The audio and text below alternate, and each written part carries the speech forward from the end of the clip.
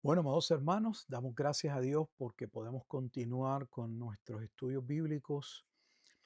Hoy continuamos en el Salmo 119. Hemos estado estudiando el libro de los Salmos.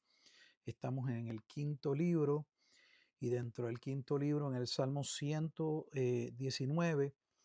Y hoy esperamos poder cubrir los versículos que van del 33 hasta el 40.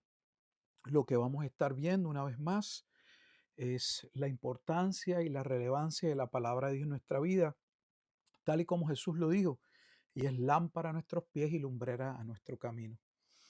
Ya se había afirmado en el Salmo 119:9, ¿con qué limpiará el joven su camino? Y la contestación está allí, con guardar tu palabra. Por lo tanto, el salmista se determina y dice con gran fuerza, con todo mi corazón te he buscado, no me dejes desviarme de tus mandamientos. Ese es el versículo 10 del Salmo 119. Vamos a orar para poder dar inicio y poder descubrir por la gracia de Dios, por la iluminación del Espíritu, lo que ya ha sido revelado y sobre todo la cristología detrás del Salmo 119. Oramos. Bendito Dios y Padre eterno, damos gracias una vez más por su amor y su misericordia para con nosotros en Cristo Jesús. Agradecidos de que nos permita poder acercarnos a su palabra, la cual reconocemos como divinamente inspirada. Pero no solo reconocemos la inspiración de la misma, sino nuestra incapacidad humana para poder sumergirnos, poder valorar, poder atesorar, poder entender, Padre Santo, las riquezas que ella misma contiene. Por lo tanto, pedimos el auxilio, la obra gloriosa del mismo Espíritu Santo que inspiró a estos santos hombres a escribir tu eterno consejo, tu plan de redención en Cristo, para que tu amado Espíritu Santo, quien ha venido a ser morada en nosotros, nos ilumine y nos dé ojos para ver, oídos para escuchar y una voluntad bien dispuesta para caminar en tu bendita palabra. Agradecidos una vez más de que esta palabra nos santifique, continúe edificando nuestras vidas mientras también oramos para que la misma continúe siendo según el propósito que ella misma declara de salvación, palabra por la cual muchos vendrán a Cristo en arrepentimiento y en fe para salvación. Que a Cristo y solo a Él sea la gloria y la honra, pues es en Cristo Jesús en quien oramos y damos gracias. Amén y amén. Bueno, pues vamos a pasar a darle lectura primero a esa porción que vamos a estar viendo. El Salmo 119 está dividido en 22 partes que están representadas por las 22 consonantes de el hebreo. Vimos primero la parte que correspondía a Aleph, después Bet, después vimos a Gimel, Dalet y hoy estamos en G o E. Vamos a comenzar la lectura en el versículo 33 hasta el 40 y la escritura lee de la siguiente forma o manera. Enséñame, oh Jehová, el camino de tus estatutos, lo guardaré hasta el fin. Dame entendimiento y guardaré tu ley y la cumpliré de todo corazón. Guíame por la senda de tus mandamientos, porque en ella tengo mi voluntad. Inclina mi corazón a tus testimonios y no a la avaricia. Aparta mis ojos que no vean la vanidad. Avívame en tu camino. Confirma tu palabra a tu siervo, que te teme. Quita de mí el oprobio que he temido, porque buenos son tus juicios.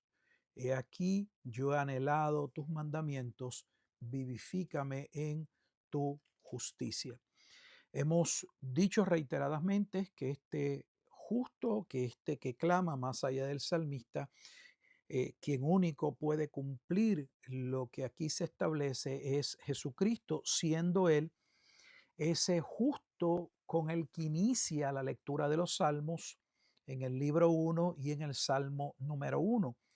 Él es ese hombre bienaventurado que no anduvo en consejo de malos, ni estuvo en camino de pecadores, ni en silla de de escarnecedores, debo decir, se ha sentado, sino que en la ley de Jehová está su delicia y en ella medita de día y de noche, que es exactamente lo que Dios le dice a Josué que debe poder cumplir para poder entrar al pueblo a la tierra prometida. Y dicho sea de paso, es pertinente, importante ver que aquí hay un aspecto de tipo y antitipo, porque el nombre Josué es Jehová es salvación y es el nombre de Jesús en el Nuevo Testamento. Así que Josué es un tipo de aquel que nos introduciría realmente no en la tierra prometida, en un pedazo de tierra, sino en el nuevo pacto, en la verdadera salvación, porque ese lugar de reposo, como se establece en Hebreos capítulo 4, no es un pedazo de tierra en Medio Oriente, es estar en Cristo. Así que estamos en el Salmo 119. En este Salmo 119 vamos a ver una y otra vez la petición de andar en el camino, y hemos definido el camino como el hacer la voluntad de Dios, el reconocimiento de lo que se hace en el Salmo 119, cuando se establece bienaventurados los perfectos de camino. ¿Y quiénes son los perfectos de camino? En el versículo 1, aquellos que buscan vivir y andar dentro de la voluntad de Dios o de acuerdo a la palabra de Dios, aquellos que guardan, como lo dice el versículo 2, bienaventurados los que guardan tus testimonios. Esos testimonios es el camino y con todo corazón le buscan. Ahora, cuando iniciamos el Salmo 19 en el versículo 2, hablamos de que la inclinación, lamentablemente, producto de la caída del hombre, no es a buscar a Dios de todo corazón. De hecho, los pasajes que testifican la depravación total, la corrupción radical, la inhabilidad total o la doctrina del pecado original, como ese pecado de Adán, como se establece claramente en Romanos capítulo 5, versículos 12 en adelante, las consecuencias de ese pecado en los hombres. Y de hecho, la exposición que plantea, que habla, que asevera Pablo en Romanos capítulo 3, versículo 10 hasta el 18, provienen básicamente casi en su totalidad, exceptuando una cita del libro de Isaías. Todas esas declaraciones o afirmaciones provienen del libro de los Salmos. Y los salmos están datados aproximadamente 1000 años antes de Cristo. Aprovecho la oportunidad para corregir el disparate por falta, ¿verdad?, de conocimiento. Quisiera entender que ese es el punto y no meramente un acto de rebeldía, que me parece que en algunos es un acto de rebeldía a las escrituras, el catalogar y el decir que la doctrina del pecado original, como se hoy se conoce en el movimiento de las doctrinas de la gracia o en la reforma protestante, es algo que se inventó o que lo inventó San Agustín, nada más lejos de la verdad. Cuando estamos hablando de San Agustín, estamos hablando finales del siglo cuarto, siglo quinto, su escrito. Pero esto estamos hablando de 1000 años antes de Cristo, o sea, estamos hablando de 1500 años antes que Agustín. Eso muestra lamentablemente el desconocimiento que hay detrás de aquellos que se paran en los púlpitos o que pretenden edificar al pueblo. Yo creo que uno de los grandes problemas que tiene la iglesia hoy es que tiene supuestos maestros que no sirven dentro de un cuerpo local, sino que ellos se autodenominan pastores, líderes, ministros, siervos de Dios, y creen que estar detrás de una cámara en una plataforma, sea YouTube o cualquier otra, que eso se constituye como si fuera una iglesia. Eso es totalmente falso, ajeno a la escritura. Deben arrepentirse y deben tener una iglesia. Y me gustaría verlos a muchos de ustedes predicando y enseñando dentro de sus iglesias si realmente son muy buenos, porque los dones principalmente que Dios nos los ha dado para enriquecer el cuerpo de Cristo. Y es ahí donde principalmente se deben desarrollar esas manifestaciones de esos dones. Así que entonces tenemos que el que está procurando, clamando en estos salmos, clama por vivir, porque reconoce que hay una bienaventuranza de vivir en el camino de acuerdo a la voluntad de Dios, pero reconoce de antemano que ese corazón necesita ser instruido. Ojalá fuesen ordenados mis caminos para guardar tus estatutos. Es una aseveración que se hace tan temprano como en el versículo 5 dentro del Salmo 119. En los versículos 33 al 40, que es la porción que corresponde, hay un sinnúmero de peticiones, y peticiones que son santas, peticiones que demuestran que quien habla realmente ama a Dios, está ubicado, centrado en que el verdadero propósito del hombre es vivir para la gloria de Dios. Y vea las peticiones que establece, que señala, que le pide a Dios que por favor le conceda. Y la primera está en el versículo 33: enséñame, oh Jehová, el camino de tus estatutos. Fíjese que no dice meramente enséñame tus estatutos, enséñame tu palabra. Esa palabra nos ha sido dada, nos ha sido revelada, sino el camino, la razón, el propósito, el designio de esos mandamientos, que principalmente en la soteriología o en la salvación no consisten en ser una escalera, en ser un medio para poder llegar a Dios, porque la salvación desde un principio se otorgó bajo una promesa por gracia, como se establece inmediatamente en Génesis capítulo 12, donde habría un pueblo que sería salvo, que iría mucho más allá de la descendencia en términos de la sangre de Abraham. Habría naciones, pueblos, personas de todas naciones que vendrían también a ser salvos por medio de la simiente, y esa simiente que se declara allí es Cristo en Gálatas capítulo 3, y eso es sumamente importante. Así que enséñame el camino de tus estatutos, enséñame, Señor, tu voluntad a través de tu palabra. La escritura dice que a los predestinados, aquellos que son llamados a salvación, aquellos que Dios prepara el terreno o el corazón, como en la parábola del sembrador, para que esa palabra sea plantada, injertada, como dice Pedro, fuimos renacidos por la palabra de Dios. A ellos esa palabra viene a ser una palabra de salvación. Cristo se convierte en una piedra preciosa y no una piedra de tropiezo.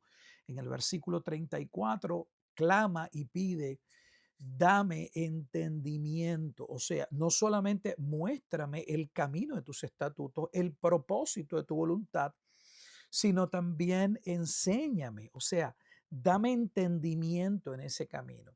Y la realidad es que la vida cristiana, cuando venimos por la gracia de Dios al arrepentimiento y la fe, solo iniciamos ese camino. Pero necesitamos entendimiento, conocimiento, y ese conocimiento está en la escritura, no es un conocimiento eh, que debemos buscar místico, sino un conocimiento que debemos adquirir por medio del estudio, por medio de la iluminación del amado Espíritu Santo. No solamente ello, sino que dice que la razón de pedir ese entendimiento, dice, es para que yo pueda guardar, para que pueda cumplir de todo corazón. Ningún ser humano puede realmente, ni aún creyente, eh, obedecer todo el consejo de Dios. Somos llamados a obedecerlo y con todo el corazón. A mí me gustaría poder amar a Dios con todo mi corazón, todo el tiempo, en cada momento, en cada área de mi vida.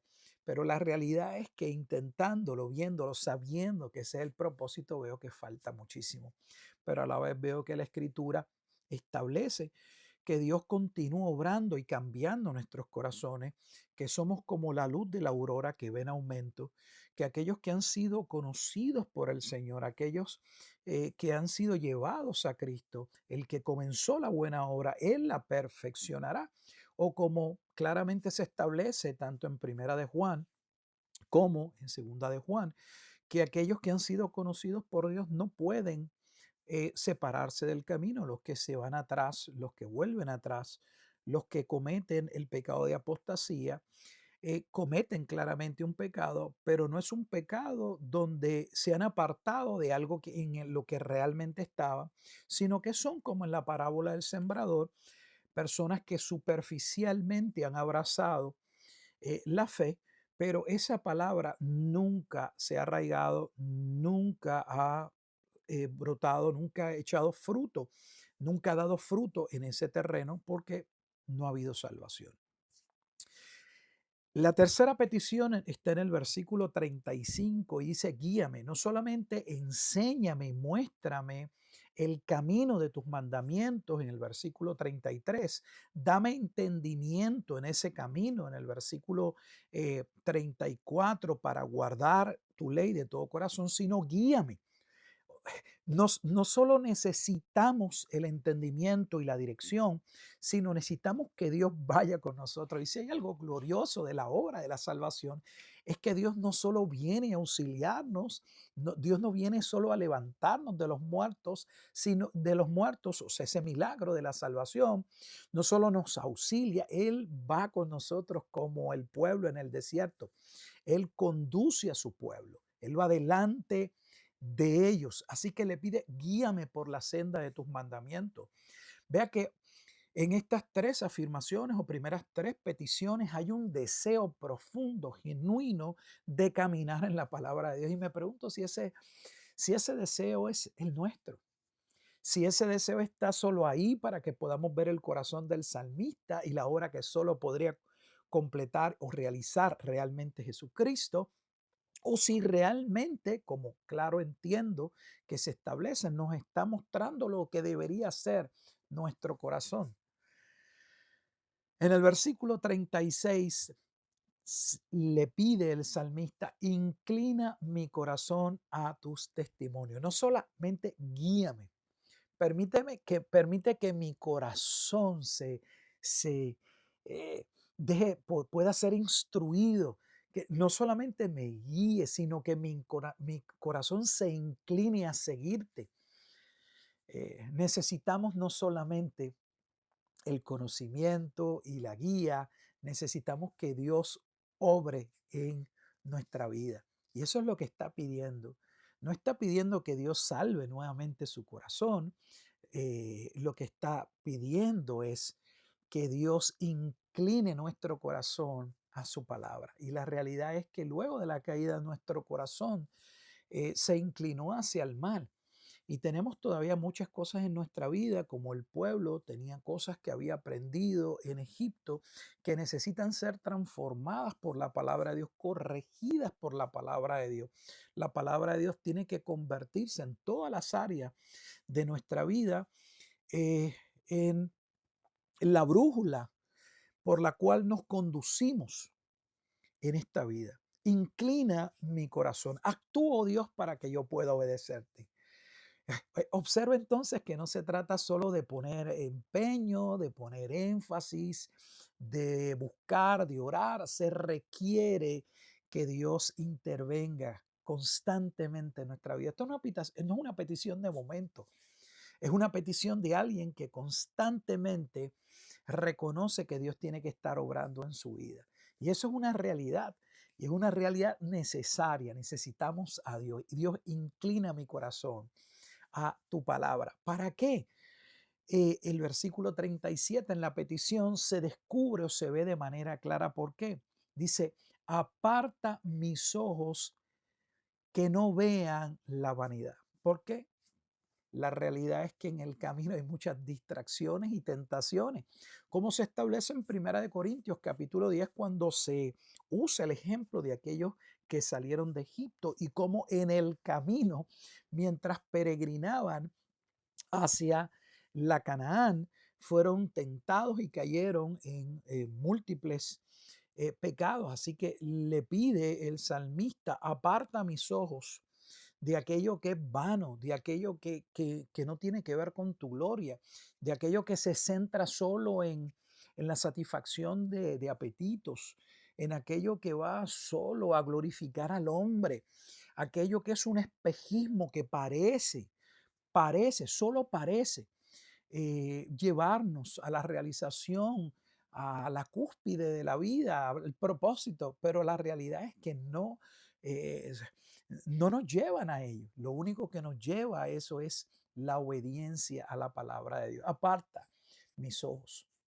Si hay un reconocimiento de que como creyentes necesitamos que Dios intervenga todo el tiempo en nuestra vida porque nos podemos distraer en múltiples momentos y pues, que nuestros ojos se pueden apartar hacia cosas que no son, no glorifican a Dios. Necesitamos que nuestros corazones estén centrados en la bendita palabra de Dios. No solamente aparta, fíjese, no solamente le pide por un lado a Dios que aparte su vista de aquellas cosas que son solo terrenales, mundanas, como Jesús nos recuerda o nos recordó en el Sermón del Monte, que no se puede servir a dos señores cuando se establece que el propósito de la vida tiene que ver con bienes materiales, con glorias humanas, terminaremos rechazando a aquel que debe ser servido y que trasciende lo material, porque Dios es espíritu. Así que no solamente pide ahora que aparte sus ojos de aquello que es vano, dice, avívame en tu camino, avívame en tu camino. Vea nuevamente la petición. Todo el tiempo hay una petición de que Dios actúe a su favor, pero no actúe a su favor para darle un mejor trabajo, no actúa a mi favor para que yo tenga una mejor eh, vida según el mundo lo establece, para tener un buen carro, un mejor carro, una mejor casa. No, eh, avívame, que yo sienta esa necesidad de vivir en tu palabra, oh Dios. Qué maravilloso, es hermoso cuando uno lee este salmo, el corazón que hay detrás en cada una de estas peticiones. Y es un corazón que muestra que Dios está obrando. Porque podríamos pensar y glorificar al que está pidiendo, pero la realidad es dentro del salmo, es una paradoja que para que ese entendimiento, para que esa petición se pueda dirigir hacia Dios en la forma y en la manera en que se expresa, el propio salmo muestra que eso no puede suceder sin la obra de Dios. Lo que estamos diciendo es que cuando estamos pidiendo a Dios y reconociendo que nos falta y pidiéndole a Dios que incline su corazón, que aparte a su palabra, que aparte nuestros ojos de las cosas vanas, aunque en ello hay un reconocimiento de que no damos todavía la altura de la estatura de la plenitud de Cristo, no obstante hay una declaración, hay una afirmación, hay un testimonio de Cristo a través de esa afirmación, porque ese anhelo de ese corazón no estaría ahí sin la obra de Dios. En el versículo 38 pide, confirma tu palabra a tu siervo. En otras palabras, que yo pueda ver tu palabra en mi vida, que yo pueda ver cada una de esas bendiciones, que yo pueda ver el cumplimiento de la razón, del propósito de tu bendita palabra, de tus estatutos, que yo pueda ver tu mano en el camino, así como el pueblo vio la mano de Dios proveyendo en cada momento, fuese alimento, fuese el agua, la columna de eh, de fuego durante la noche cuando los guiaba, la columna, la nube para cubrirlos en medio del desierto. Eh, Señor, que tu mano, que podamos ver tu palabra cumpliéndose en nuestra vida. Confirma tu palabra a tu siervo que te teme. ¿A cuántas cosas le tememos en la vida? ¿De cuántas cosas nos preocupamos que no deberíamos preocuparnos, sino ocuparnos en lo que es correcto, en lo que es verdadero? Pero observe que aquí el temor no es el temor al mal, es un temor, y no es que en nosotros no pueda haber temor, porque lo hay, pero el temor que aquí se expresa es un temor no meramente a una calamidad, es un temor santo porque es un temor a no fallarle a Dios. Es un temor, perdón, de fallarle a Dios, de no vivir en su voluntad, de errar del camino. ¿Es ese nuestro temor? ¿Realmente podemos decir que nosotros tememos fallarle a Dios? ¿Que tememos y nos da pena y un profundo dolor por desobedecerle, por no buscarle, por no afirmarnos en su palabra, por no buscar su gloria?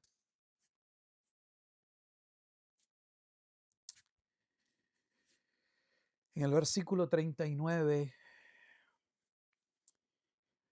que creo que es la octava petición en estos 8 versículos, le dice, quita de mí el oprobio. Y aquí el oprobio tiene que ver con que, por un lado, ha declarado que quiere ver, confirma tu palabra, que yo pueda ver el testimonio, tu mano, tu bendición sobre mi vida por vivir tu palabra. Pero a la vez le pide que quite ese oprobio como resultado de vivir en la palabra de Dios. Y usted dirá, ¿cómo puede haber oprobio por vivir en la palabra de Dios? O sea, eso parecería una contradicción. No es una paradoja, no una contradicción. La realidad es que Dios bendice a aquellos que viven por su palabra, porque vivir por su palabra es ser obediente a Dios. Y Dios promete, como le dijo al pueblo en Deuteronomio capítulo 28, estas son las bendiciones que puedes esperar si me obedeces, si caminas conforme al camino, pero estas también son las maldiciones que encontrarás en el camino, en la vida, si me desobedeces. Pero aquí el temor no es a fallarle a Dios, sino le está pidiendo quita de mí el oprobio que proviene por vivir la palabra de Dios, ese rechazo que encontramos a menudo, lamentablemente, en nuestra propia familia, puede ser en la relación conyugal, aún en la propia congregación donde estamos, donde a veces podemos sentirnos menospreciados por vivir la palabra de Dios cuando todo lo contrario. Deberíamos ser alertados, alentados, eh, deberíamos ser llamados a vivir por la palabra y que otros se gocen porque estamos caminando en los preceptos, en los caminos de Dios. Pero lamentablemente, cuando vivimos por medio de la palabra de Dios, como Jesús experimentaremos rechazo, quebranto, oprobio, porque hay personas que, como en nuestra casa, usted podría ser una dama que está buscando a Dios, pero puede tener un esposo que no sea creyente o que sea un creyente que no esté en este momento dado, no esté creciendo, no esté buscando a Dios. Y la verdad es que cuando usted se dispone a obedecer a Dios y está caminando, dice Amós 3:3, andarán dos juntos si no estuviesen de acuerdo, es casi imposible poder caminar en una relación donde pues, hay personas caminando con hacia sentidos o hacia un lugar totalmente diferente. Así que a veces podemos sentir ese menosprecio y ese rechazo, como Jesús dijo, pero dice que somos bienaventurados y que debemos perseverar. No debemos dejar que ese oprobio, ese rechazo, producto de la obediencia a Dios, nos quite el gozo para no continuar. Debemos continuar viviendo en el camino. Finalmente, cuando le dice, quita de mí el oprobio que he temido, porque buenos son tus juicios. O sea, él reconoce que son buenos. El problema es que otros no ven lo bueno de la palabra de Dios. Creen que la palabra de Dios limita, que la palabra de Dios restringe nuestra voluntad. Y es todo lo contrario. No hay verdadera libertad sin obediencia. La verdadera libertad se experimenta en servidumbre a Dios, en obediencia a Dios, en sometimiento a Dios. Y la razón final es por qué le pide eso. Dice, porque aquí yo he anhelado tus mandamientos, versículo 40. Por lo tanto, vuelve a pedirle, vivifícame en tu justicia. La única manera en que podemos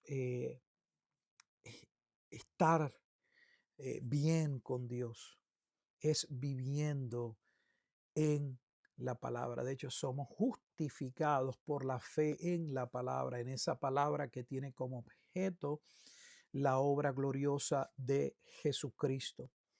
Así que estamos estudiando y vamos a continuar a estar estudiando los salmos.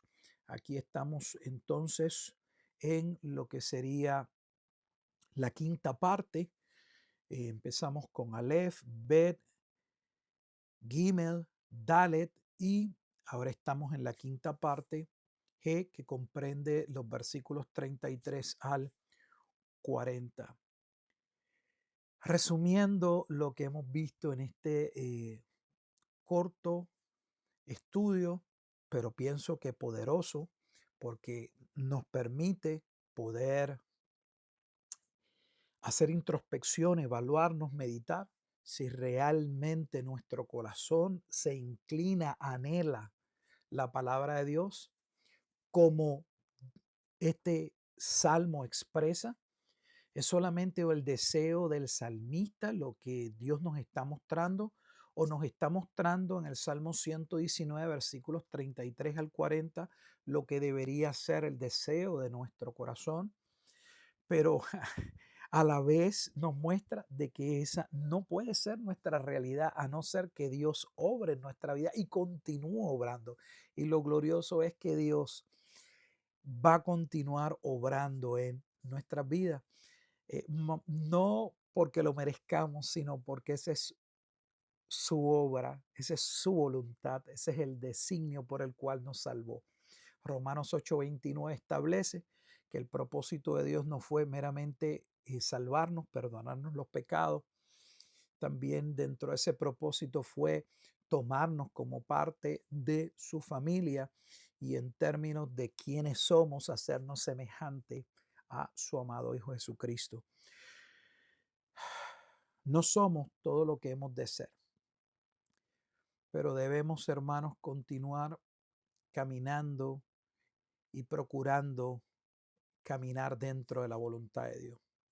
No hay no hay bendición fuera de la palabra de Dios.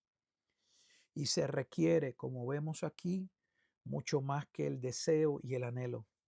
Se requiere el ser enseñado, el, el ser eh, dirigido, guiado, el que Dios incline nuestro corazón a su palabra, el que nos aparte de aquello que corrompe, que nuestro corazón sea avivado por Dios mismo conforme a su palabra. Y de hecho nuestro corazón se aviva en la palabra. Es como aquellos los que caminaban en el camino de Maús, que cuando comenzó Jesús a hablarles la escritura, su corazón ardía, su corazón eh, latía con gran fuerza, porque nuestro corazón haya eh, avivamiento en la bendita palabra de Dios, lo cual confirma entonces la palabra de Dios en nuestra vida. Por lo tanto, pidamos a Dios, como el salmista: quita de mí el oprobio, todo temor de vivir en tu palabra, porque reconocemos, como dice el final del versículo 39, porque buenos son tus juicios o buena es tu palabra.